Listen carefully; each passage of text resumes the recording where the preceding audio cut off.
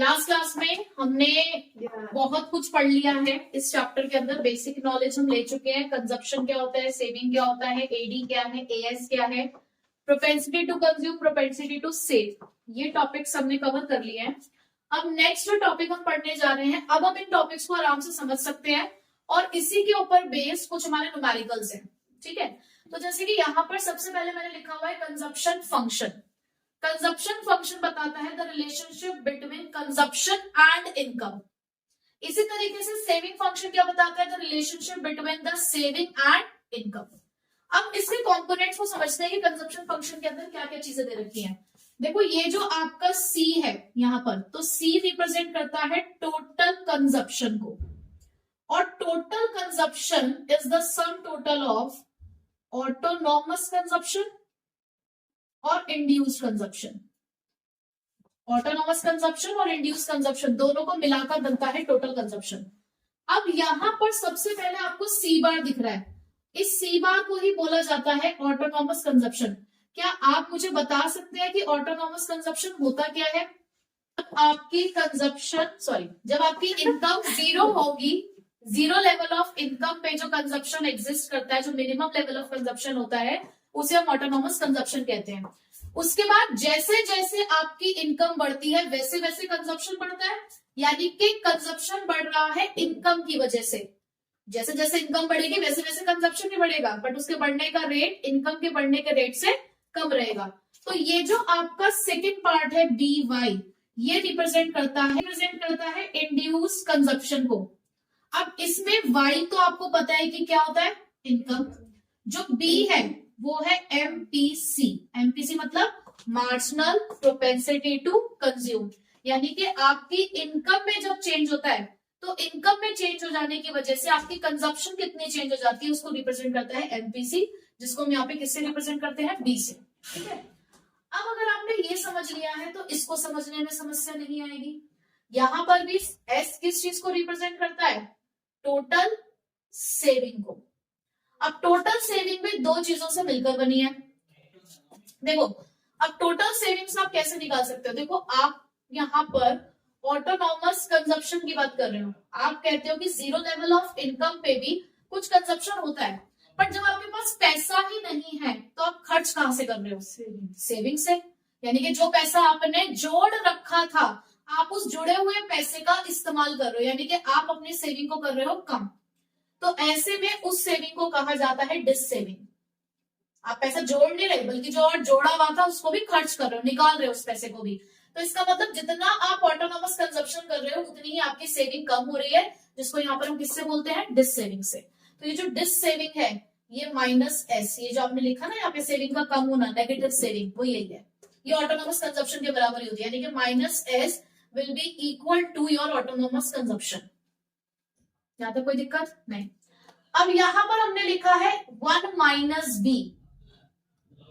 आपको याद है मैंने एक इक्वेशन बताई थी कि MPC plus MPS is equals to 1, याद है, एक रिलेशनशिप था ये। अगर इसको हम बी कह रहे हैं तो एमपीएस क्या है, 1 माइनस बी। इसका मतलब यहां पे जो 1 माइनस बी लिखा हुआ है ये क्या है, एमपीएस, और वाई क्या है हमारे पास, इनकम। ठीक है, तो कंपोनेंट समझ में आ चुके हैं। न्यूमेरिकली आपको ये सॉल्व करना आना चाहिए, आपको पता होना चाहिए कौन सी चीज क्या है। जैसे कि अब यहाँ पे एमपीएस है तो इसके लिए ऐसे भी लिखा होता है कि your entire additional income is saved, 40% of your additional income is saved. अगर ऐसे लिखा हुआ है, क्या लाइन बोली मैंने, 40% of your additional income is saved, तो इसका मतलब वो आपको एमपीएस दे रखा है। 60% of your additional income is consumed, MPC दे रखा है। एडिशनल इनकम, एक्स्ट्रा इनकम, क्योंकि एमपीसी या एमपीएस हमेशा चेंज को रिप्रेजेंट करता है। तो अब इन दोनों के ऊपर बेस हम कुछ न्यूमेरिकल्स करेंगे, लेकिन न्यूमेरिकल्स से पहले मैं आपको सेविंग फंक्शन का सेविंग कर्व बता देती हूँ कि वो कैसे आपको उसको डिराइव करना है with the help of consumption. ठीक है, तो नेक्स्ट हम डेरिवेशन देखते हैं सेविंग का कंजप्शन से। Next topic, derivation of saving curve from consumption curve. अब हमने कंजप्शन कर्व तो सीखा हुआ है कि कंजप्शन कर्व कैसे बनता है। आपको पता है कि वाई एक्सिस से कंजप्शन कर्व हमारा स्टार्ट होता है और अपवर्ड स्लोपिंग तक जाता है। ठीक है, अब यहाँ पर आपको पता है ना कि ऑटोनॉमस कंजप्शन होता है, जीरो लेवल ऑफ इनकम पे जो आपका मिनिमम कंजप्शन है ये आपका ऑटोनॉमस कंजप्शन है, और इस लेवल पे जो आपकी सेविंग्स है वो कैसी हो रही होंगी, सेविंग्स, दिस सेविंग्स यानी कि नेगेटिव जा रही होंगी।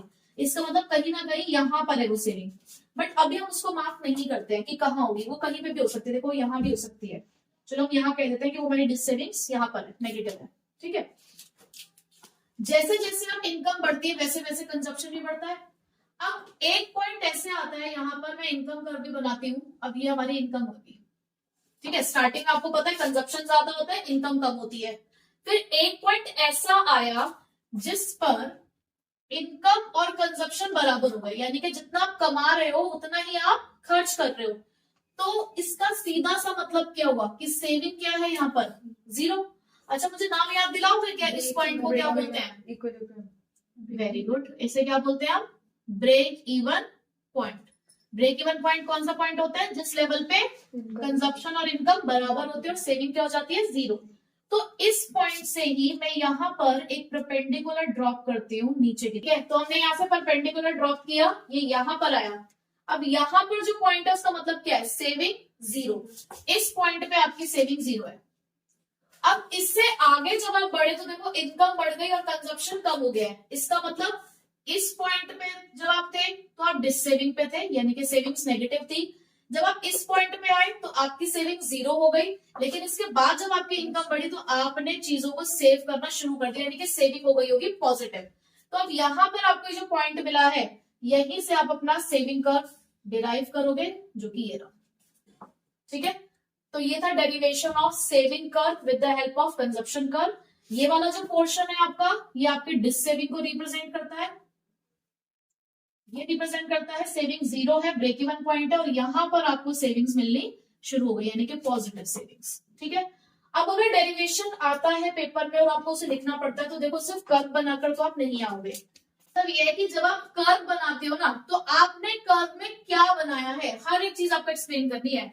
आपको ये नहीं मान के चलना कि उन्हें पता तो है ये कंजप्शन कर्व है, उन्हें पता तो है कि ये इनकम कर्व है, नहीं हमें नहीं पता, आपको बताना है और आपको उसके बताने के नंबर मिलने वाले हैं, ठीक है। तो आपको पूरा डिस्क्राइब करना है कि कंजप्शन फंक्शन होता है, ये कंजप्शन कर्व होता है, ये इनकम कर्व होता है, इनका नेचर क्या है, क्यों ये वाई एक्सिस से स्टार्ट हुआ है, इस पॉइंट पे ब्रेक इवन पॉइंट होता है तो क्या सिचुएशन होती है, हर चीज आपने स्टेप बाय स्टेप एक्सप्लेन करनी है। इवन ये भी एक्सप्लेन करना है कि आप एक्स एक्सिस में क्या रिप्रेजेंट करते हो और वाई एक्सिस में क्या रिप्रेजेंट करते हो। हर एक पॉइंट लिखना है कि ये 45 डिग्री लाइन है और ये नेगेटिव पे क्यों शो हो रही है, सब कुछ, ठीक है। तभी आपको पूरे नंबर मिलेंगे। तो नेक्स्ट टॉपिक है हमारे पास टाइप्स ऑफ इन्वेस्टमेंट। दो तरीके की इन्वेस्टमेंट है हमारे पास, इंड्यूस्ड इन्वेस्टमेंट और ऑटोनॉमस इन्वेस्टमेंट। हालांकि हमने पढ़ ली है इन्वेस्टमेंट के टाइप, स्टार्टिंग में पढ़ लिए थे, बट फिर भी एक बार थोड़ा सा डिटेल में पढ़ लेते हैं।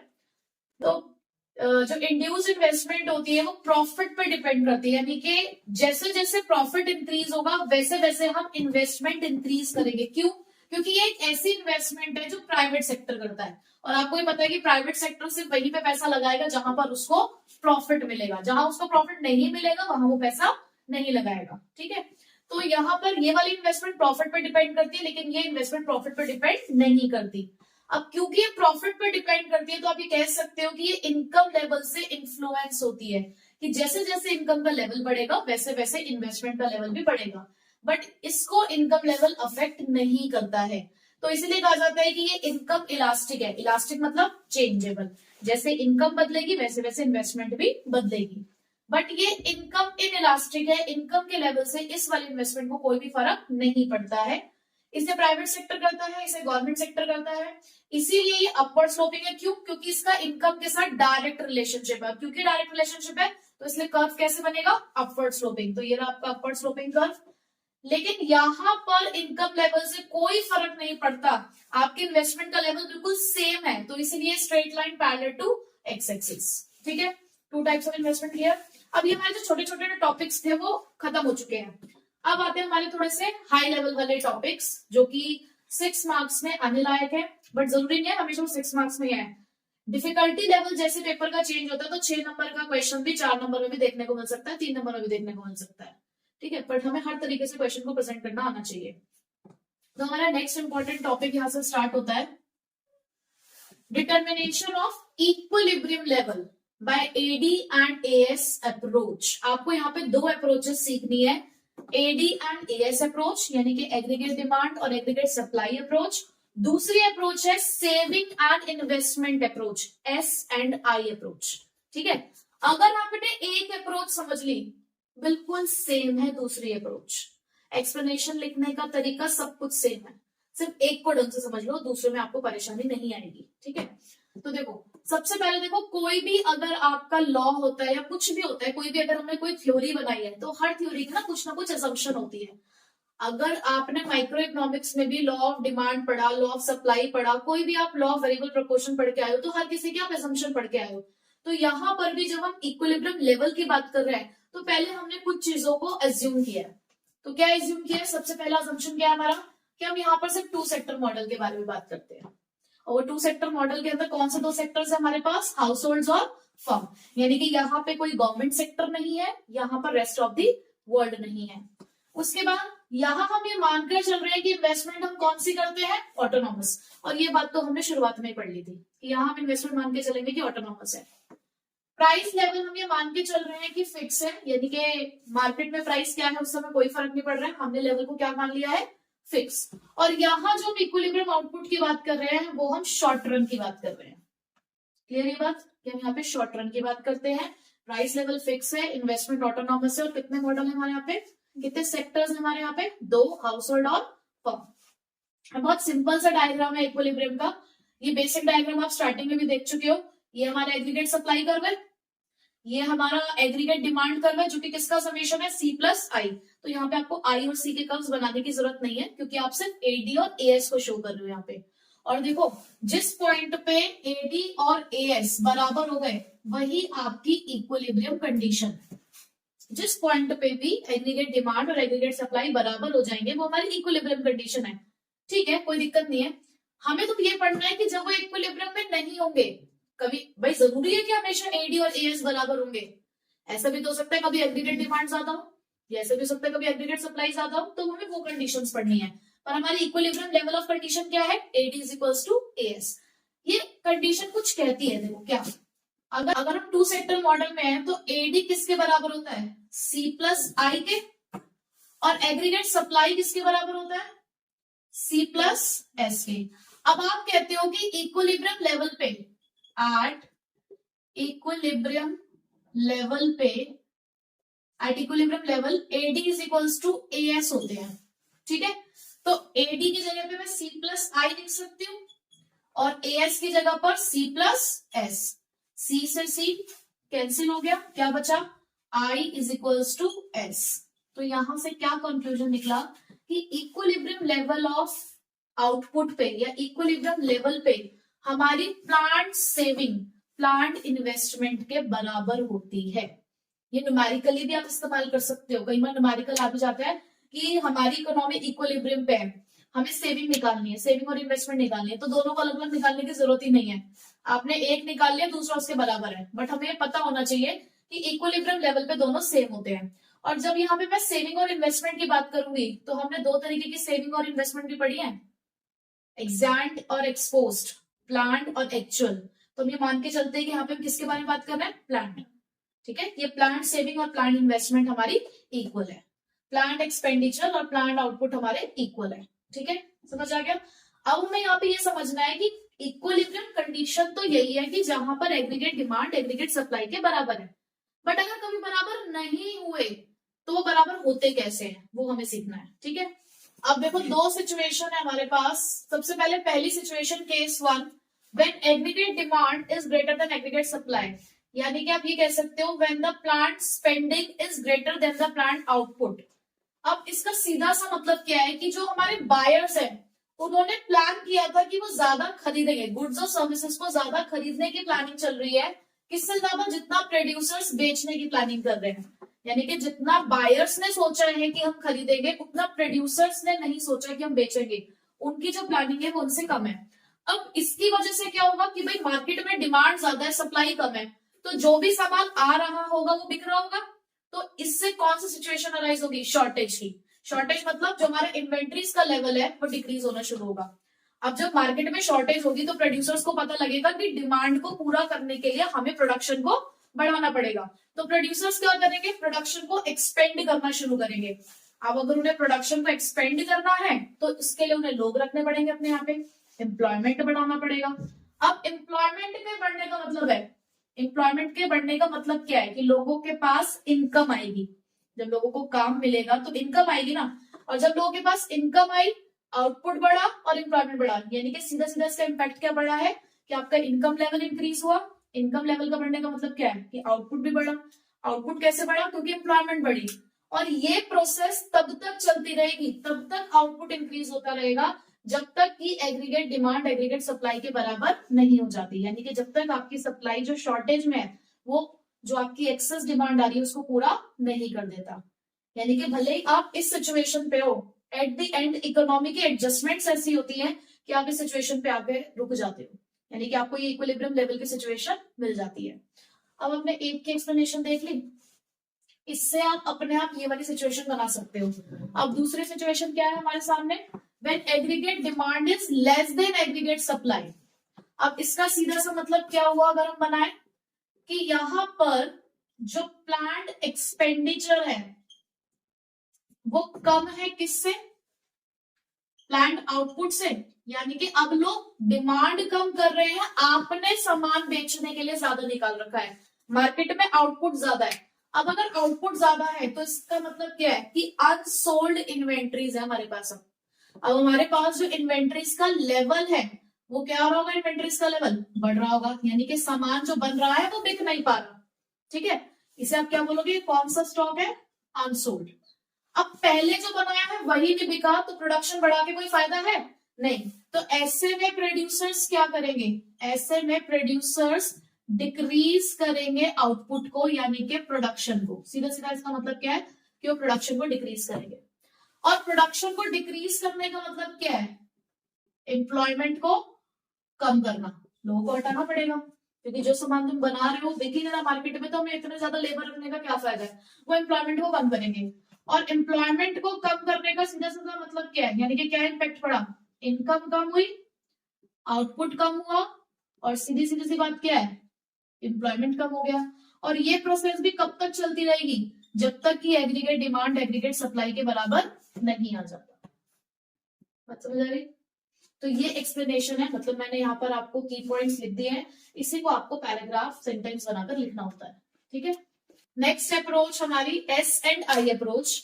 जब एस और आई अप्रोच की बारी आई, इसका मतलब प्लांट सेविंग प्लांट इन्वेस्टमेंट के बराबर।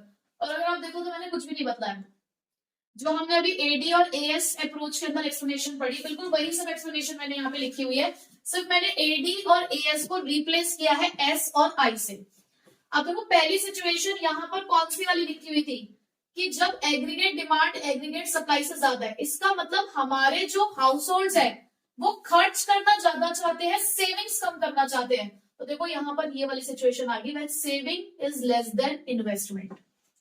इस वाली सिचुएशन में मैंने यहाँ पे क्या लिखा हुआ था, when AD is less than AS, यानी कि लोग खर्च कम करना चाहते हैं, बचाना ज्यादा चाहते हैं। तो यहाँ पर सिचुएशन आ गई when saving is greater than investment. तो बस आपको इसका रिप्लेसमेंट करना है सिर्फ हेडिंग का, अदरवाइज अंदर की एक्सप्लेनेशन आप बिल्कुल सेम लिख सकते हैं, कुछ नहीं बदला। कि जब हमारा बायर सेव ज्यादा करना जब हमारा बायर सेव कम करना चाहता है, खर्च ज्यादा कर रहा है, इन्वेस्टमेंट ज्यादा कर रहा है, दैट मीन्स इन्वेंट्रीज कम पड़ रही होंगी, इन्वेंट्रीज कम पड़ रही है इसका मतलब प्रोडक्शन बढ़ेगा, प्रोडक्शन बढ़ने की वजह से एम्प्लॉयमेंट बढ़ेगा, और एम्प्लॉयमेंट बढ़ने की वजह से इनकम। और ये सिचुएशन कब तक चलती रहेगी, जब तक कि सेविंग इन्वेस्टमेंट के बराबर ना आ जाए। लाइकवाइज वहां पर भी ऐसे ही है। अब मेन दो चीज जो यहाँ पर आपको समझनी है वो ये समझो, डायग्राम और स्केड्यूल। ठीक है, अब डायग्राम क्या है, आपको सेविंग फंक्शन का डेरिवेशन तो पता ही है, मैंने आपको सेविंग फंक्शन कैसे कंजप्शन फंक्शन से निकालते हैं सिखा दिया है। कि आपका जो सेविंग फंक्शन है वो नेगेटिव एक्सिस से शुरू होता है, क्यों, क्योंकि जब ऑटोनॉमस कंजप्शन हो रहा होता है तो हमारी सेविंग्स कम होती है, डिस सेविंग्स की सिचुएशन में होते हैं। तो नेगेटिव एक्सिस से स्टार्ट हुआ, एक पॉइंट ऐसा आएगा जहां पर आपकी सेविंग जीरो हो जाएगी, क्यों, क्योंकि आपका कंजप्शन इनकम के बराबर हो जाता है। फिर जैसे जैसे इनकम बढ़ती है हमारी सेविंग्स भी बढ़ रही होती हैं। अब यहाँ पर ये जो एक पॉइंट आया जहां पर सेविंग इन्वेस्टमेंट के बराबर हो गई, यही आपका इक्विलिब्रियम पॉइंट है। ठीक है, डायग्राम क्लियर। अब आपको ना स्केड्यूल भी सीखना है, क्योंकि कहीं ना कहीं आपको स्केड्यूल्स भी शो करने हैं। तो शो करने का तरीका बहुत आसान है, आप कोई भी 2 डिजिट्स पढ़ लो, बाकी तीसरी और चौथे कॉलम आप अपने आप फिल कर सकते हो। इनकम 0 लेवल से हमने स्टार्ट करी है, 100 का गैप लिया, 0 से लेकर 600 तक, ठीक है। कांस्टेंट से ही आप चेंज करना है इसे, ये मत कर देना कि 100 लिया, 110 लिया, फिर 150 ले लिया। फिर जो हम प्रॉपर्टी शो करना चाहते हैं, जो हम शो करना चाहते हैं यहाँ पर अपनी अप्रोच, वो हम शो नहीं कर पाएंगे। तो आपको एक कांस्टेंट रेट से इनकम को बढ़ाना है, ठीक। उसके बाद कंजप्शन, पहले 40 था, देखो 0 लेवल ऑफ इनकम पे भी मिनिमम कंजप्शन है। फिर इनकम बढ़ रही है तो कंजप्शन भी बढ़ रहा है। स्टार्टिंग में अगर आप देखें तो नेचर यही होता है कंजप्शन कर्व का, कि स्टार्टिंग में कंजप्शन इनकम से ज्यादा होता है, फिर एक पॉइंट पे आके दोनों इक्वल हो जाते हैं। तो ये देखो 200 और 200 इक्वालिटी आ गई। इक्वल हो जाने के बाद इनकम बढ़ जाती है, कंजप्शन कम हो जाता है। तो देखो इनकम हमारी बढ़ गई है, कंजप्शन भी बढ़ रहा है लेकिन उससे कम है, ठीक है। इन दोनों को आपने बनाना है 40, 120, 200, 280, 360, 440, 520। अब आपको भी पता है कि जो y होता है वो c प्लस एस होता है। तो अगर आपको s निकालना है तो आप कैसे निकाल सकते हो, y माइनस सी, इसमें से इसको माइनस करोगे तो 0 minus 40 minus 40, 100 minus 120 minus 20, 200 minus 200 0, 300 minus 280 20, 400 minus 360 40, 500 minus 440 60, 600 minus 520 80। और इन्वेस्टमेंट तो हम वैसे ही मान के चल रहे हैं कि ऑटोनॉमस है, कांस्टेंट है, तो ये देखो हर लेवल पर सेम है 40। और आपने इन्वेस्टमेंट वही लेनी है जितनी आपके ने यहाँ पे क्या लिया है, सेविंग, क्योंकि एस किसके बराबर हमें रख के चलना है, आई के, ठीक है। अब आती है बारी रिमार्क्स की। स्टार्टिंग में अगर हम देखें तो जब तक एस और आई इक्वल नहीं आ जाते, यानी कि ये वाला लेवल है हमारा,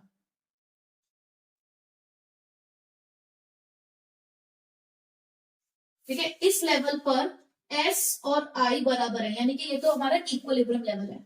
इससे पहले अगर आप देखो तो आपकी सेविंग्स कम है और इन्वेस्टमेंट ज्यादा है, सेविंग्स कम है, इन्वेस्टमेंट ज्यादा है। उसके बाद जब एस और आई इक्वल हो गए तो आपकी सेविंग्स बढ़ गई और इन्वेस्टमेंट कम हो गए। इस कर्व के नेचर को रिप्रेजेंट करता है ये, ठीक है।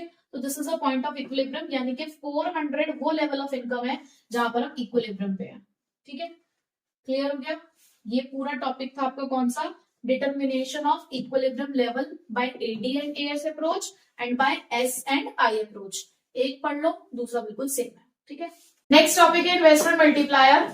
आप लोगों ने मनी एंड बैंकिंग चैप्टर के अंदर मनी मल्टीप्लायर पढ़ा था, credit creation in commercial bank. तो मनी मल्टीप्लायर में आपने क्या पढ़ा कि किस तरीके से कमर्शियल बैंक हमारी मनी को मल्टीप्लाई करते हैं, और उसमें किस्सा था सीआरआर का, या जिसको आप एलआरआर कहते हो, लीगल रिजर्व रेशो, कि हर कमर्शियल बैंक हमारे डिपॉजिट का कुछ परसेंटेज अपने पास रखता है और बाकी वो लोन एक्सटेंड कर देता है। बिल्कुल वही कंसेप्ट को आपने माइंड में रखना है और यहाँ पर इन्वेस्टमेंट मल्टीप्लायर को पढ़ना है। अब यहाँ पर हम नाम क्या ले रहे हैं, इन्वेस्टमेंट मल्टीप्लायर, यानी कि यहाँ पर इन्वेस्टमेंट की वजह से कुछ होता होगा, यहाँ पर इन्वेस्टमेंट का कुछ तो रोल होगा। मल्टीप्लायर का मतलब क्या है, किसी चीज को बढ़ा देना, किसी चीज को हम क्या कर रहे हैं, इंक्रीज कर रहे हैं। तो क्या है investment multiplier, it explain the relationship between increase in investment, यानी कि हमने कहीं पर पैसा लगाया और जहां पर हमने पैसा लगाया उसकी वजह से क्या हुआ, the resultant increase in income, हमारी इनकम बढ़ गई। देखो इन्वेस्टमेंट मल्टीप्लायर एक बहुत ही बेसिक अजम्पशन पे जुड़ा है कि किसी की जेब का खर्चा किसी की इनकम बनता है। आज अगर मैं 10 रुपए खर्च कर रही हूं तो मेरा खर्चा कहीं ना कहीं किसी की इनकम बना होगा। जितना पैसा हम खर्च करते हैं उतनी ही हम इनकम जनरेट करते हैं। तो इस बेसिक अजम्पशन के ऊपर इन्वेस्टमेंट मल्टीप्लायर काम करता है कि आपने इन्वेस्टमेंट को इंक्रीज किया, यानी कि इन्वेस्टमेंट करना एक्सपेंडिचर ही तो होता है, इन्वेस्टमेंट एक्सपेंडिचर का ही तो पार्ट है। पढ़ के आया ना, AD is equal to C plus I, तो वहां पे सी कंजप्शन है, आई इन्वेस्टमेंट है। तो आपने कहीं पर इन्वेस्टमेंट करी, आपने अपने इन्वेस्टमेंट को इंक्रीज किया, आपकी उस इन्वेस्टमेंट को इंक्रीज करने की वजह से आपकी इनकम कितने से बढ़ गई है, उसे इन्वेस्टमेंट मल्टीप्लायर कहते हैं। यानी कि इन्वेस्टमेंट की वजह से इनकम कितनी मल्टीप्लाई होती है। इन्वेस्टमेंट मल्टीप्लायर को के से डिनोट करते हैं। इसके 3 फॉर्मूले आपको देखने को मिलेंगे, delta Y upon delta I, उसके बाद 1 अपॉन में 1 माइनस एमपीसी, और क्योंकि आपको पता है कि एमपीसी प्लस एमपीएस 1 के बराबर होते हैं, तो 1 माइनस एमपीसी को आप क्या लिख सकते हो, 1 अपॉन एमपीएस, यानी कि 1 माइनस एमपीसी की जगह पे क्या लिख सकते हैं, एमपीएस। क्यों? क्योंकि देखो एमपीएस की वैल्यू अगर आपको निकालनी है तो क्या निकलेगी, 1 माइनस एमपीसी। ठीक है, तो आपने यह याद कर लिया तो ये तो आपको अपने आप याद हो जाएगा फॉर्मूला। अब ये रिलेशनशिप आपको एक तो याद रखना है कि डायरेक्ट रिलेशनशिप होता है मल्टीप्लायर और एमपीसी में, यानी कि अगर आपका मल्टीप्लायर बढ़ता है तो इसका मतलब एमपीसी भी बढ़ रहा है, या अगर आपका एमपीसी बढ़ेगा तो मल्टीप्लायर भी बढ़ेगा। कैसे? देखो एमपीसी क्या रिप्रेजेंट करता है कि आपकी इनकम में चेंज होने की वजह से कंजप्शन में कितना चेंज हुआ है ना, कंजप्शन का चेंज। और कंजप्शन किसको रिप्रेजेंट करता है, अगेन खर्चे को। तो यहां पर वो ये कहना चाह रहे हैं कि अगर आपका एमपीसी बढ़ेगा तो मल्टीप्लायर की वैल्यू भी बढ़ेगी, दोनों में डायरेक्ट रिलेशनशिप है, दोनों सेम डायरेक्शन में जाते हैं। बट वहीं पर अगर हम इसका रिलेशनशिप एमपीएस के साथ देखें तो मल्टीप्लायर का रिलेशनशिप यहां पर इनवर्स है, क्योंकि देखो इन्वेस्टमेंट कंजप्शन को ही शो करता है। तो अगर इन्वेस्टमेंट बढ़ रही है तो सीधी सी बात है कंजप्शन बढ़ रहा है, टोटल कंजप्शन इंक्रीज हो रहा है। लेकिन अगर कंजप्शन बढ़ रहा है तो सेविंग कमी होगी, तो इसलिए यहाँ पर आपको रिलेशनशिप इनवर्स देखने को मिल रहा है। तो यहाँ पर डायरेक्ट रिलेशनशिप है एमपीसी और मल्टीप्लायर के बीच में, और इनवर्स रिलेशनशिप है एमपीएस और मल्टीप्लायर के बीच में। ठीक है, अब हम पढ़ लेते हैं जरा वर्किंग ऑफ मल्टीप्लायर। ये आपका एक क्वेश्चन है जो आपसे बहुत बार पूछा जाता है, वर्किंग ऑफ मल्टीप्लायर, यानी कि one of the important question होता है मल्टीप्लायर की वर्किंग। इसकी वर्किंग में अगर आपको इसकी वर्किंग को ध्यान में रखना है तो इसकी वर्किंग के लिए क्रेडिट क्रिएशन ध्यान रखना बिल्कुल वही है। ठीक है, और देखो कोई भी आप वर्किंग पढ़ते हो या कोई भी आपने वहां पर भी जैसे क्रेडिट क्रिएशन पढ़ा तो आपने वहां पे कुछ अजम्पशन ली थी, तो यहाँ पर भी हम अजम्पशन लेकर चल रहे हैं कि सपोज हमारी इकोनॉमी में इन्वेस्टमेंट 100 करोड़ से बढ़ी है, चेंज इन इन्वेस्टमेंट है, सिर्फ टोटल इन्वेस्टमेंट नहीं है, ये चेंज इन इन्वेस्टमेंट, हमने 100 करोड़ से इन्वेस्टमेंट बढ़ाई है। ठीक है, और हमने एमपीसी एज्यूम किया है 0.75। 0.75 का सीधा सा मतलब क्या है, 75%, कि हम अपने इनकम का 75 इंक्रीज इनकम का, हमारी जब इनकम बढ़ती है तो उसका 75% हम कंज्यूम कर लेते हैं। समझ आ गई ये बात? अब देखो वर्किंग देखो जरा, यहाँ पर हमने स्टार्टिंग में यहाँ पर क्या क्या कॉलम्स लिए हैं, ये हमारे राउंड है, यानी कि कितनी बार हमारी इन्वेस्टमेंट हमारी इनकम को मल्टीप्लाई करने जा रही है वो हम यहाँ पे देखेंगे। ये change in investment, change in income, MPC और चेंज इन सेविंग। अब देखो हमने 100 करोड़ से इन्वेस्टमेंट बढ़ाई, तो आपने इन्वेस्टमेंट 100 करोड़ से बढ़ाई। अभी मैंने आपको बोला कि ये जो हमारा इन्वेस्टमेंट मल्टीप्लायर है बहुत ही बेसिक असम्पशन पे जुड़ा है, किसी का एक्सपेंडिचर किसी की इनकम बनता है। आपने जब इकोनॉमी में 100 करोड़ से इन्वेस्टमेंट करी तो इकोनॉमी में इनकम भी 100 करोड़ से बढ़ी होगी। बात समझ आ रही है? आपने एक फैक्ट्री लगाई, उसमें आपने 100 करोड़ रुपए इन्वेस्ट किए हैं, तो आपका खर्चा कहीं ना कहीं लोगों की इनकम बना होगा, वही 100 करोड़ रुपए किसी ना किसी की इनकम बने होंगे, तो पूरी इकोनॉमी में 100 करोड़ से इनकम इंक्रीज हो गई। अब हमने क्या बोला कि हमारी इकोनॉमी के अंदर 0.75 जो है वो एमपीसी है, यानी कि एडिशनल इनकम का इतना पार्ट हम कंज्यूम कर लेते हैं। तो इसका मतलब 100 का 75% कितना आया, 75, वो आपने कंज्यूम कर लिया होगा, यानी कि ये कंजप्शन हुआ। फिर से यहाँ पर आपने खर्चा किया, तो यही खर्चा फिर से किसी की इनकम बना। इसका 75% 56.25, इसका 7, फिर आपने ये फिर से यहाँ पर क्या देखो इस तरीके से चेंज चलेगी, ये इधर जाएगा, फिर उसके बाद इसका 75% निकाला, ये 75% हमारी इनकम को इंक्रीज करेगा, फिर ये यहाँ पर गया इसका 75%, फिर ये यहाँ पर आया, इसका 75% आपने कंज्यूम कर लिया। ये प्रोसेस चलती रहेगी आपकी। इसे आप कैसे निकाल रहे हो, बेसिकली या तो आप सीधे सीधे 75% निकाल लो, या फिर आप 75 इंटू 3/4 करके भी इसको सॉल्व कर सकते हो, क्योंकि 75% क्या होता है, 3/4 ही तो होता है, तो कैसे भी निकाल सकते हो।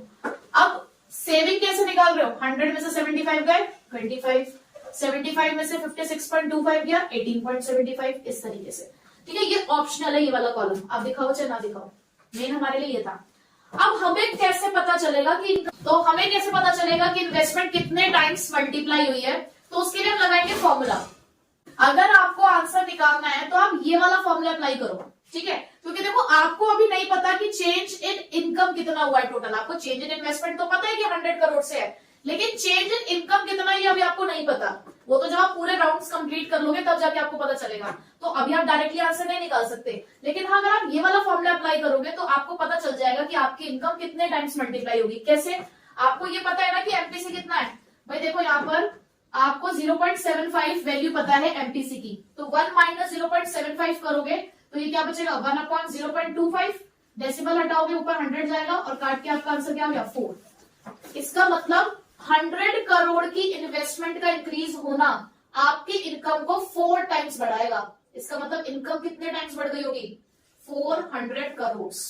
आंसर मिल गया। तो देखो लास्ट में जाके आपने यहाँ पे लिख देना 400। अब इस 400 का 75% कितना हुआ 300, वो आप कंज्यूम कर रहे हो और 100 आप सेव कर रहे हो। ठीक है, क्लियर हो गया वर्किंग। अच्छा, इसके साथ हम मल्टीप्लायर के बारे में एक बात और पढ़ के चलेंगे। द मिनिमम वैल्यू, मल्टीप्लायर की मिनिमम वैल्यू 1 होती है। क्यों? क्योंकि एमपीसी की मिनिमम वैल्यू 0 है। आप यहाँ पे 0 रखो, 1 माइनस 0 क्या होगा 1 और 1/1 1, तो इसलिए इसकी मिनिमम वैल्यू क्या होती है 1।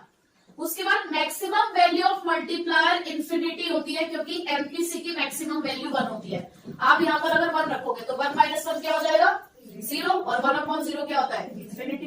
ठीक है, तो इसकी मिनिमम वैल्यू 1 होती है, मैक्सिमम वैल्यू बहुत आगे तक जा सकती है इंफिनिटी। नेक्स्ट टॉपिक है हमारे पास अब एक्सेस डिमांड और डेफिशिएंट डिमांड। इसके भी चांसेस हैं कि इस टॉपिक में से भी आपसे क्वेश्चन पूछा जा सकता है। हालांकि पहले ना इस चैप्टर का क्वेश्चन 6 मार्क्स तक आता था, मतलब ये जो टॉपिक है ये 6 मार्क्स तक भी पूछ लेते थे, लेकिन अब ये टॉपिक 4 नंबर तक भी पूछ लिया जाता है। मतलब 4 मार्क्स के क्वेश्चन में भी आप देख सकते हो इसका एक क्वेश्चन, मतलब चाहे वो डेफिशिएंट डिमांड का हो चाहे वो एक्सेस डिमांड का हो। बेसिकली आप वैसे ये कॉन्सेप्ट पढ़ चुके हो, जब हमने एडीएएस का वो पढ़ा था ना, एडी एंड एएस अप्रोच, तो हमने कुछ कुछ इसके बारे में वहां पर पढ़ लिया था, बट इसको एक प्रॉपर नाम हम इस कॉन्सेप्ट में आकर दे रहे हैं। तो पहला टॉपिक हमारे पास यहाँ पे क्या है, इसके अंदर एक्सेस डिमांड। एक्सेस का मतलब क्या होता है ज्यादा, और डेफिशिएंट का मतलब क्या होता है कम। तो जब हम कह रहे हैं एक्सेस डिमांड, तो इसका मतलब क्या है कि इस पॉइंट पे जो हमारी डिमांड है वो ज्यादा होगी। किससे ज्यादा होगी? एग्रीगेट सप्लाई से। आपको पता है कि एक इक्विलिब्रियम पॉइंट होता है हमारा, ये हमारा एएस कर्व है और ये हमारा एग्रीगेट डिमांड कर्व है। जिस पॉइंट पे ये इंटरसेक्ट करता है ये हमारा फुल इक्विलिब्रियम पॉइंट होता है। पर कभी अगर हमारी एग्रीगेट डिमांड इस पॉइंट ऑफ इक्विलिब्रियम से ज्यादा हो जाए, यानी कि एग्रीगेट सप्लाई से ज्यादा हो जाए और हम इक्विलिब्रियम पॉइंट एस्टैब्लिश नहीं कर पा रहे हैं, तो उस सिचुएशन को बोलते हैं एक्सेस डिमांड। और जितने गैप से डिमांड ज्यादा होगी, यानी कि एडी और एएस के बीच का जो डिफरेंस होगा, उस डिफरेंस को बोला जाएगा इन्फ्लेशनरी गैप। अब इसका नाम इन्फ्लेशनरी गैप क्यों है? देखो, डिमांड का बढ़ना, कभी भी अगर इकोनॉमी के अंदर डिमांड बढ़ेगी, तो जब भी डिमांड बढ़ती है तो प्राइस बढ़ती है ना। लोग ज्यादा मांग रहे हैं चीजों को, लोग ज्यादा कंजप्शन कर रहे हैं, एक्सपेंडिचर मार्केट में ज्यादा हो रहा है, तो प्राइसेस बढ़ेंगी, और प्राइसेस का बढ़ना ही क्या कहलाता है? इन्फ्लेशन। तो इसलिए इसका नाम है इन्फ्लेशनरी गैप, कि जितने से हमारी डिमांड ज्यादा है सप्लाई से, दैट मीन्स उतना इन्फ्लेशन शो कर रही है हमारी इकोनॉमी। तो इसलिए उसका नाम भी क्या दिया गया? Inflationary gap. तो देखो जरा, एक्सेस डिमांड क्या है? When aggregate demand is greater than aggregate supply, that is required to achieve the full employment equilibrium. कि इस पॉइंट को एस्टैब्लिश करने के लिए कई बार हमारी डिमांड ज्यादा हो जाती है सप्लाई से, तो उस सिचुएशन को हम क्या बोलेंगे? Excess demand. और इनके बीच के डिफरेंस को क्या बोला जाएगा? Inflationary gap. ये रहा आपका डायग्राम, ये आपका aggregate supply curve, aggregate demand, ये रहा हमारा एक न्यू एग्रीगेट डिमांड कर्व। ये हमारी न्यू एडी है जो बढ़ चुकी है, जो एग्रीगेट सप्लाई से ज्यादा है, और इसे इस पॉइंट तक पहुंचने के लिए ये एल और एम का गैप है बीच में। इतने से हमारी डिमांड ज्यादा है, यानी कि इतने से इकोनॉमी हमारी इन्फ्लेशन शो कर रही है, तो that's why it is known as inflationary gap. अब इसी का अपोजिट होता है डेफिशिएंट डिमांड। डेफिशिएंट डिमांड, इसका मतलब डिमांड कम है। किससे कम है? एग्रीगेट सप्लाई से कम है, यानी कि अब हमारी इकोनॉमी के अंदर जो कंजप्शन है वो कम हो रहा है, जो एक्सपेंडिचर है वो कम हो रहा है। तो इसका मतलब क्या है? लोग डिमांड कम कर रहे हैं लेकिन सप्लायर सप्लाई ज्यादा कर रहे हैं। इसका मतलब इकोनॉमी में चीजें इकट्ठी हो रही है, बिक नहीं रही है। तो इसका मतलब क्या है? मंदा हो जाना मार्केट का। मार्केट का मंदा हो जाना किसको क्या कहलाता है? Recession, deflation. तो इसीलिए इसके बीच के गैप को भी हम क्या बोलते हैं? Deflationary gap. कि इतने से ये जो एडी और एएस का यहां पर अब जो डिफरेंस दिखेगा, वो डिफरेंस मार्केट का डिफ्लेशन शो करता है। ठीक है, तो इसका ग्राफ देखो कैसे बनेगा। यहां पर फिर से आपका ये ओरिजिनल एग्रीगेट सप्लाई, ये आपका एग्रीगेट डिमांड, ये हमारा पॉइंट ऑफ इक्विलिब्रियम है। ठीक है, अब इस पॉइंट से लेकिन जो न्यू एग्रीगेट डिमांड है वो बिलो द इक्विलिब्रियम लेवल जा रही है। अब बिलो द इक्विलिब्रियम जा रही है तो ये गैप आ रहा है। अगर हमें इक्विलिब्रियम एस्टैब्लिश करना है तो इस गैप को हमें फिल करना है। तो इस गैप से हमारी इकोनॉमी क्या शो कर रही है? Deflationary gap. ठीक है, कॉन्सेप्ट क्लियर हो गया।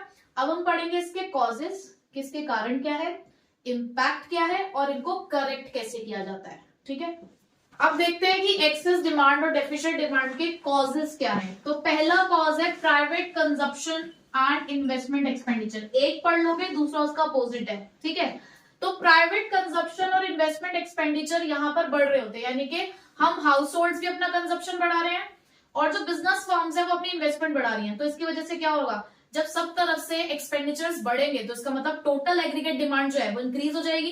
क्योंकि आपने स्टार्टिंग में पढ़ा था कि जो एडी है उसके कुछ कंपोनेंट्स थे। तो private consumption and investment expenditure यानी कि बिजनेस फर्म्स भी खर्चा बढ़ा रही है, बिजनेस फर्म्स अपनी इन्वेस्टमेंट बढ़ा रही है, प्राइवेट हाउस होल्ड यानी कि जो हम लोग हैं हम अपना कंजप्शन एक्सपेंडिचर बढ़ा रहे हैं, और ये दोनों ही एग्रीगेट डिमांड के कंपोनेंट्स होते हैं। तो इसकी वजह से क्या होगा, एग्रीगेट डिमांड इंक्रीज हो जाएगी। उसके बाद गवर्नमेंट एक्सपेंडिचर, गवर्नमेंट भी जो पब्लिक एक्सपेंडिचर कर रही है उसने भी अपने खर्चे बढ़ा दिए, यानी कि पब्लिक सर्विसेज पे या पब्लिक गुड्स क्रिएट करने के लिए गवर्नमेंट ने भी खर्चे बढ़ा दिए। तो ओवरऑल एग्रीगेट डिमांड इसकी वजह से ही बढ़ी। लोग ज्यादा डिमांड क्यों कर रहे हैं? क्योंकि टैक्स रेट कम चल रहे हैं, लोगों को सस्ता मिल रहा है सामान। अब जब लोगों को सस्ता मिल रहा होगा तो वो ज्यादा खर्चा करेंगे, तो इस वजह से भी आपको एक्सेस डिमांड देखने को मिलती है। एक्सपोर्ट्स बढ़ रहे हैं। एक्सपोर्ट्स का मतलब क्या होता है, हम सामान बेच रहे हैं, जब हम सामान बेचेंगे तो हमारे पास पैसा आएगा, पैसा आएगा तो हम लोग क्या करेंगे, उसको खर्च ही करेंगे ना। इसका मतलब हमने एक्सपेंडिचर को इंक्रीज करेंगे। इंपोर्ट्स लेकिन कम हो रहे हैं। अब इंपोर्ट्स कम हो रहे का मतलब क्या, बाहर की कंट्री से सामान कब खरीद रहे हैं, और जब हम बाहर की कंट्री से सामान कम खरीदेंगे इसका मतलब क्या, हमारे पास अपनी कंट्री में खरीदने के लिए पैसा बचेगा। ठीक है, इस चीज को आप ऐसे भी समझ सकते हो।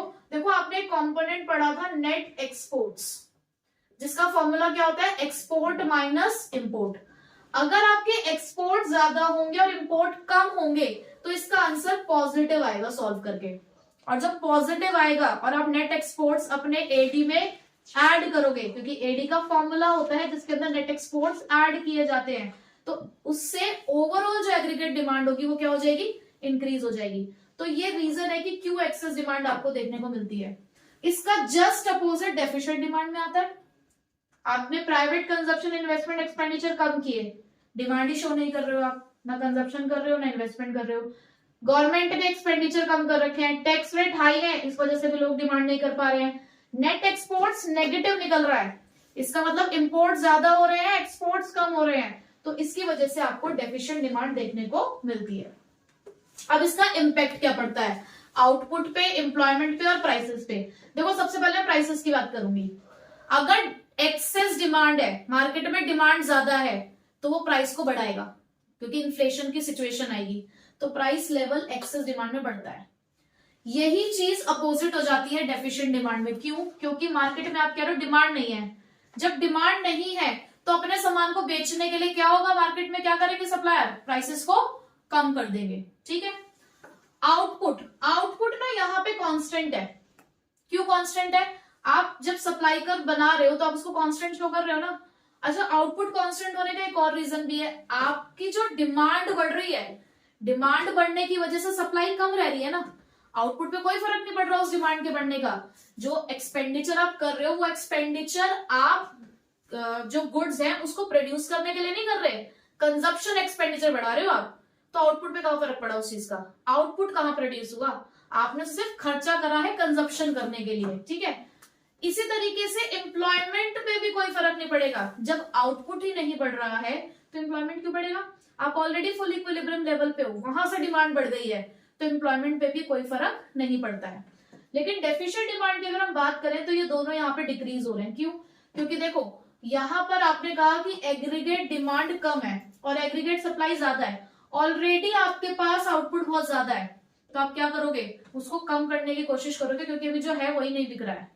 उसके बाद एम्प्लॉयमेंट लेवल, उस आउटपुट को कम करने के लिए आप क्या करोगे, लोगों को निकालना शुरू करोगे, यानी कि लोगों के पास से एम्प्लॉयमेंट जाएगा, अनएम्प्लॉयमेंट की तरफ लोग बढ़ेंगे, तो एम्प्लॉयमेंट का लेवल भी डिक्रीज होगा, आउटपुट भी डिक्रीज होगा, प्राइस तो डिक्रीज हो ही है। ठीक है, next measures to correct the excess demand and deficient demand, तो उसको करेक्ट करने के लिए यहाँ पर दो पॉलिसी हैं, फिस्कल पॉलिसी और मॉनेटरी पॉलिसी।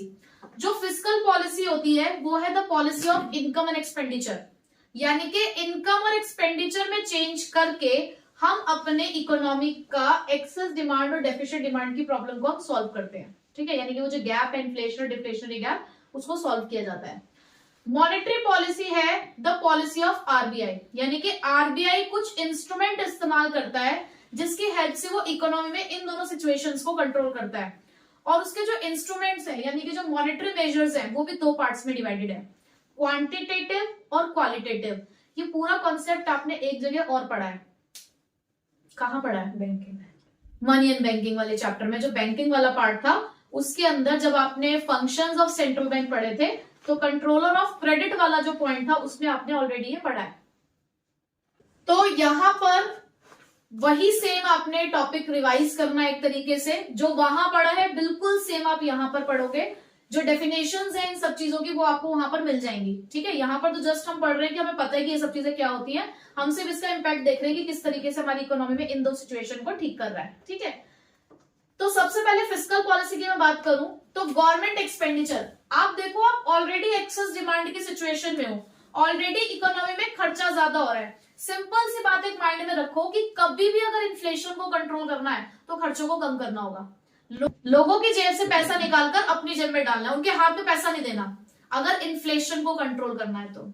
और डिफ्लेशन को अगर ठीक करना है तो लोगों के हाथ में पैसा हमने देना है, यानी कि तब खर्चा बढ़ाना है। तो गवर्नमेंट एक्सपेंडिचर को क्या करना चाहिए एक्सेस डिमांड को ठीक करने के लिए? कम करना चाहिए, बढ़ा देना चाहिए? कम कर देना चाहिए। तो एक्सेस डिमांड को ठीक करने के लिए गवर्नमेंट एक्सपेंडिचर होंगे कम और डेफिशिएंट डिमांड वाले केस में हो जाएंगे ये ज्यादा, यानी कि इंक्रीज। टैक्सेस, हम चाहते हैं कि लोग कम खरीदें, टैक्सेस लोगों को, हम चाहते हैं कि लोग कम खरीदे सामान, तो हम सामान को अगर महंगा कर दे तो, यानी कि और टैक्सेस इंपोज कर दें, या तो न्यू टैक्सेस हम इंट्रोड्यूस कर दें या और टैक्सेस जो ऑलरेडी एग्जिस्टिंग टैक्सेस है उनके रेट इंक्रीज कर दें। तो अगर एक्सेस डिमांड को करेक्ट करना है तो टैक्सेस को बढ़ाना होगा, डेफिशिएंट डिमांड में उन्हीं टैक्सेस को हमें कम करना होगा। अब आते हैं मॉनेटरी मेजर्स पे। तो मॉनेटरी मेजर्स में सबसे पहले हम क्वांटिटेटिव मेजर्स की बात कर रहे हैं, यहां तक क्वांटिटेटिव मेजर्स हैं और लास्ट में जो ये दो हैं ये क्वालिटेटिव मेजर्स हैं। तो उसमें सबसे पहला है सीआरआर। सीआरआर मतलब cash reserve ratio. Cash reserve ratio क्या होता है? हमारी टोटल डिपॉजिट का वो पार्ट जो कमर्शियल बैंक अपने पास एज अ रिजर्व रखता है, किसके पास जाके जमा कराता है उसे? सेंट्रल बैंक के पास, ठीक है। तो कैश रिजर्व रेशियो को एक्सेस डिमांड में हमें क्या करना चाहिए? बढ़ाना चाहिए, घटाना चाहिए? हम नहीं चाहते कि जो आरबीआई है वो नहीं चाहता कि कमर्शियल बैंक ज्यादा से ज्यादा लोन दे लोगों को। अगर कमर्शियल बैंक के पास ज्यादा पैसा रहेगा तभी तो वो ज्यादा दे पाएगा। तो हम क्या करेंगे? आरबीआई सीआरआर को बढ़ा देगा ताकि कमर्शियल बैंक के पास कम पैसा बचे आगे लोन एक्सटेंड करने के लिए। तो इसीलिए यहां पर सीआरआर को बढ़ा दिया जाएगा, इस केस में उसको कम कर दिया जाएगा क्योंकि हम चाहते हैं कि लोगों को पैसा मिले। एसएलआर क्या होता है? वहीं पे जो हमारे लिक्विड एसेट्स होते हैं उसका जो परसेंटेज कमर्शियल बैंक साइड में उठा के रखता है एज अ रिजर्व, उसे हम क्या बोलते हैं? एसएलआर। और इनको टोटली क्या बोला जाता है एक साथ? LRR, legal reserve ratio. तो जब टोटली एक साथ ही चलते हैं तो अगर सीआरआर बढ़ रही है इस केस में तो एसएलआर भी बढ़ेगा और इस केस में डिक्रीज हो जाएगा। बैंक रेट क्या होता है? जिस रेट पर सेंट्रल बैंक कमर्शियल बैंक को लोन देते हैं उस रेट को हम बैंक रेट कहते हैं। एक रेपो रेट भी पढ़ा था आपने, एक शॉर्ट टर्म के लिए होता है, एक लॉन्ग टर्म के लिए होता है, एक ही बात है, ठीक है। बात क्या है सिर्फ कि जहां पर सेंट्रल बैंक कमर्शियल बैंक को पैसा दे रहा है, तो अगर सेंट्रल बैंक को कमर्शियल बैंक की लेंडिंग को कंट्रोल करना है तो वो क्या करेगा? बैंक रेट को बढ़ा देगा ताकि कम पैसा दिया जाए। क्यों? क्योंकि जब कमर्शियल बैंक को पीछे से लोन महंगा मिलेगा तो वो भी तो लोन आगे महंगा करेगा। जब लोगों को लोन महंगा मिलने शुरू होंगे तो वो कम लेना शुरू करेंगे लोन। तो यहाँ पे बैंक रेट को भी क्या कर दिया जाता है? इंक्रीज कर दिया जाता है और यहाँ पे डिक्रीज। रिवर्स रेपो रेट क्या होता है? जहां पर कमर्शियल बैंक अपनी एक्सेस मनी सेंट्रल बैंक में जमा कराते हैं और उस एक्सेस मनी पे कमर्शियल बैंक को पैसा मिलता है, इंटरेस्ट मिलता है। तो अगर आरबीआई रिवर्स रेपो रेट को बढ़ा देगा, यानी कि वो कमर्शियल बैंक को ज्यादा इंटरेस्ट देगा, तो कमर्शियल बैंक लोगों को ज्यादा लोन देगा या सेंट्रल बैंक में जाके पैसा जमा कराएगा? सेंट्रल बैंक में ज्यादा पैसा जमा कराएगा। तो जब सेंट्रल बैंक को कमर्शियल बैंक का पैसा अपने पास चाहिए होता है तो वो रिवर्स रेपो रेट को क्या कर देते हैं? बढ़ा देते हैं, और यहाँ पर रिवर्स रेपो रेट को कम कर दिया जाता है। अब आपने एक बात ऑब्जर्व करी कि यहाँ पे सारी चीजें इंक्रीज हो रही हैं, जितने भी रेट है सब इंक्रीज होते हैं और यहाँ सब रेट डिक्रीज होते हैं। अब बात आती है ओपन मार्केट ऑपरेशन की।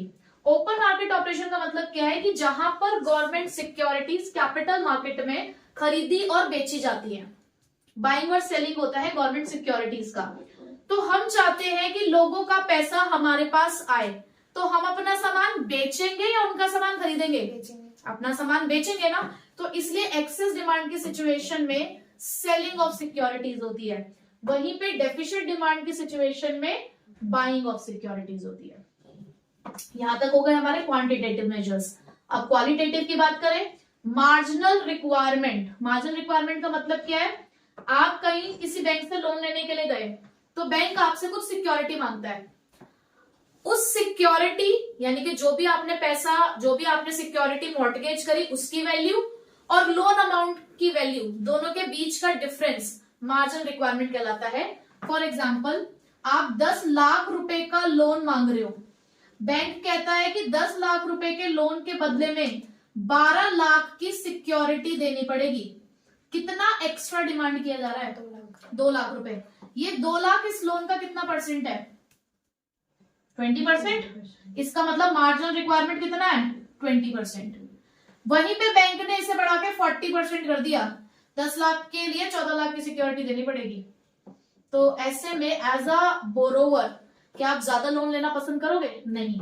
तो एक्सेस डिमांड की सिचुएशन में मार्जिनल रिक्वायरमेंट को बढ़ा दिया जाता है और डेफिशिएंट डिमांड को कम कर दिया जाता है। क्रेडिट, ठीक है। उसके बाद क्रेडिट कंट्रोल। क्रेडिट कंट्रोल का मतलब क्या है? देखो, क्वालिटेटिव मेजर्स ना कोई स्ट्रिक्टली आपके ऊपर लगाए नहीं जाते। क्वांटिटेटिव का असर तो दिखता है, लेकिन क्वालिटेटिव में कई बार कुछ ऐसे हमारे पास इंस्ट्रूमेंट्स हैं जहां पर सिर्फ समझाया जा रहा है। तो क्रेडिट कंट्रोल या राशनिंग ऑफ क्रेडिट भी इसे आप बोल सकते हो। तो उसमें जो सेंट्रल बैंक है वो कमर्शियल बैंक को सिर्फ समझाते हैं कि देखो आप क्रेडिट कंट्रोल की पॉलिसी इस्तेमाल करो। हम ये नहीं कहते आपको कि लोन मत दो, लेकिन ऑलरेडी इकोनॉमी इन्फ्लेशनरी गैप की सिचुएशन में, एक्सेस डिमांड में है, तो आप क्रेडिट दो, लेकिन सिर्फ सिलेक्टिव पर्पस के लिए दो। यानी कि आपको लोन देना तो है, लेकिन जो कहां देना है, लेकिन सिर्फ जो मोस्ट इंपॉर्टेंट एरियाज हैं आप वहां पर आप एक लिस्ट बना लो कि अगर इन इन चीजों के लिए हमारे पास रिक्वायरमेंट आई तो हम लोन देंगे। लेकिन डेफिशिएंट डिमांड में ऐसा कोई आपका सिलेक्टिव क्राइटेरिया नहीं होगा, आप जितना चाहे लोन एक्सटेंड कर सकते हैं। क्यों? क्योंकि भाई हम चाहते हैं कि लोगों के पास पैसा जाए। तो क्रेडिट कंट्रोल यहां तो होगा बट यहां नहीं होगा। ठीक है, क्लियर हो गए? तो हमने आज थ्योरी पार्ट कवर कर लिया है इसका। नेक्स्ट क्लास में हम न्यूमेरिकल्स करेंगे इस चैप्टर के सारे।